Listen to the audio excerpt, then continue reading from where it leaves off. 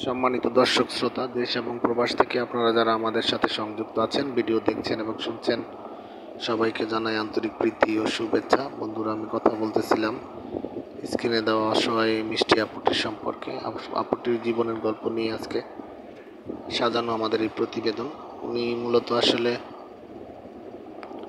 বাসাবাড়ির কাজে নিয়োজিত আছে। পরিবারে বাবা নেই, মা আছে, ভাই বোন উনি একাই, কোনো ভাই বোন নেই। বর্তমানে নিজেদের বাড়িতে থাকে। তো কয়েকটা বাসা বাড়িতে কাজ কাম করে যা পায় সেটা দিয়ে মাকে নিয়ে কষ্ট করে চলে।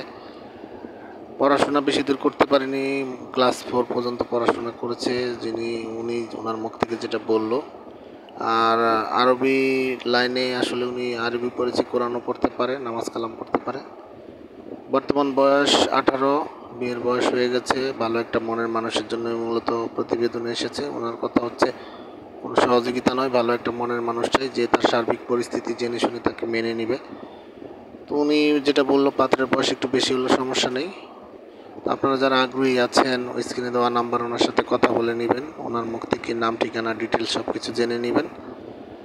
আপনাদের সবার সাপোর্ট আমরা সবসময় চাই। আমাদের ভিডিওগুলো যদি চ্যানেলের ভালো লেগে থাকে, অবশ্যই একটি লাইক, কমেন্ট, শেয়ার করবেন।